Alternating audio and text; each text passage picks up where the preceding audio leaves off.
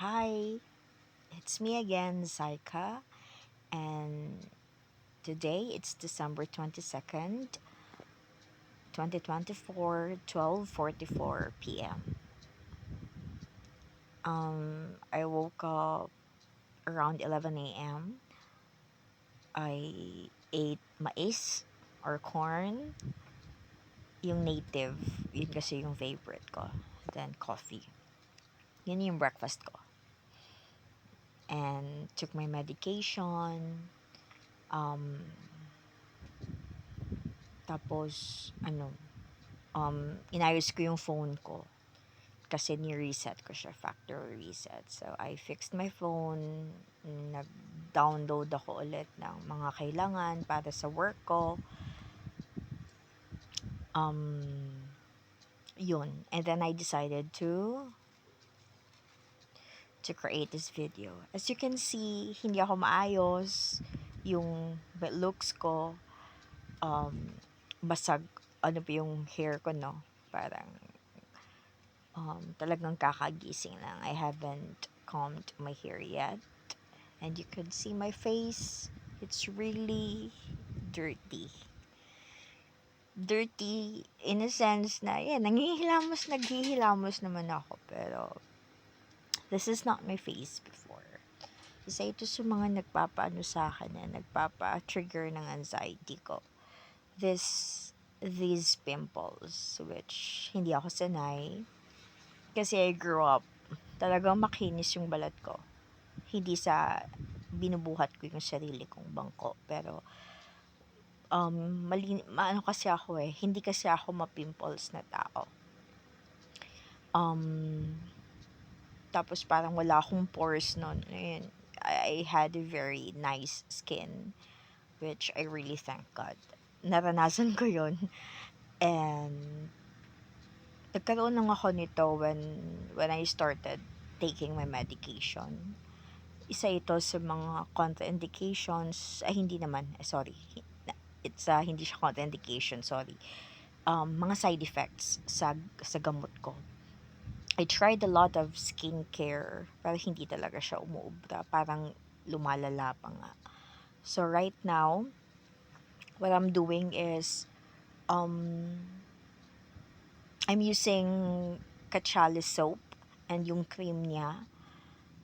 Yun, parang umano na nga siya nag-dry up na yung pimples. Previously, as in talagang, ano siya, parang rashes,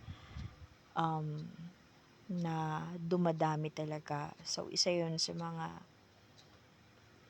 nagpapalow ng self-esteem ko.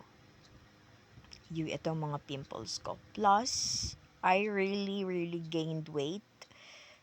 Yes, chubby ako mula noon. Matabain akong tao, malaman. Pero this is the first time that I reached 88 kilos. Could you imagine? 88. And sabi ng doktor ko, isa ito sa mga indications niya rin that I'm really taking my medication kasi nga tumataba ako, which is the side effects of the medications again. Yeah. So, ito isa, yung pag-gain ko ng weight, pimples ko, and sometimes yung hygiene ko na hindi ko, yeah, honestly talaga, sa mga tao na depressed, raise your hands. You can feel me. You feel me, right? You know what I'm saying? Kahit sa pagligo, I need assistance kahit sa pagligo. Or kahit lang yung gusto ko maligo, wala yun. I don't have the urge to get up from bed and take a shower. No. Kahit nga habang pinapaliguan ako ng asawa ko, umiiyak ako. Kasi parang napapaso ako sa tubig. Or kahit na iniisip ko pa lang na gusto kong maligo or maliligo ako, naiiyak na ako. Kasi I really didn't have enough energy to get up and to do things like such. So, isa yun sa mga indications actually ng doctor ko if I'm getting better or not, yung hygiene. How do I fix myself? How do I mend myself? Ganon.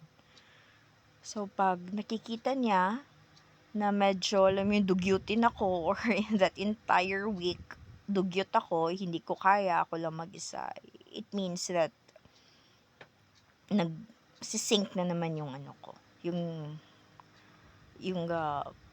sitwasyon ko, yung kondisyon ko. So, it's really a challenge.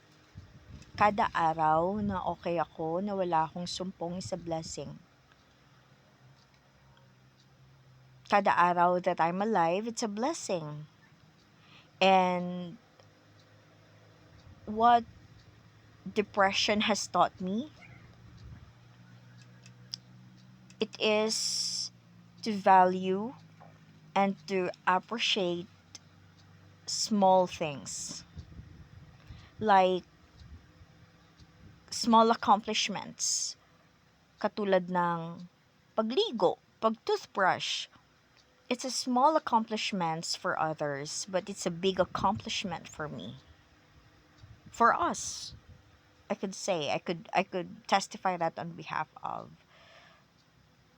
other patients having the same symptoms as mine. For them, it's a small accomplishments. Pero sa akin, ano na yon, big accomplishment na yon, na nakakaligo ako by myself, nakakapagwalis ako, nakakahugas ako ng pinggan by myself. And by the way, my family, my husband is not forcing me to do so. It's kung walang pressure. Okay, so, kasi hindi pwedeng ma-pressure. So, ayun. So, yun nga, 'di ba? Makatapos lang ako ng isang task, ng isang chore, it's a big accomplishment for me. So, this depression taught me how to be appreciative and thankful and grateful kahit sa mga maliliit na bagay. Previously kasi, honestly speaking, I am very ambitious when it comes to accomplishments and yung mga fulfillments. I am a nurse, registered nurse, and I took up a college of law. Hindi ko natapos because I want to prove something to myself, to my family, to the people around me. And this illness,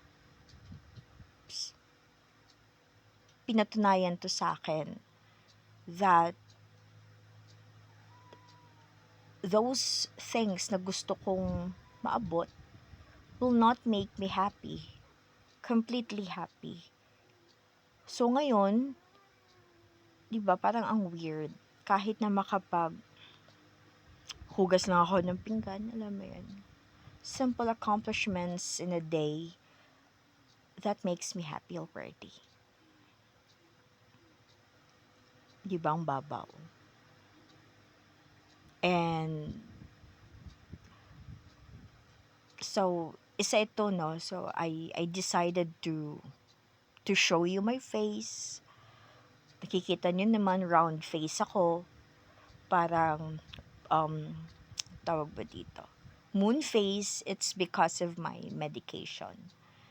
And kahit na hindi ako nakakalabas lagi, still, I'm really praying and hoping to God that kahit andito lang ako sa bahay, I could still find happiness. Happiness within and acceptance of my depression, my bipolar 2 depression, anxiety, and kung ano man yung nagpapahirap sa akin. So, God bless to all, and kita-kits to more videos. Bye-bye.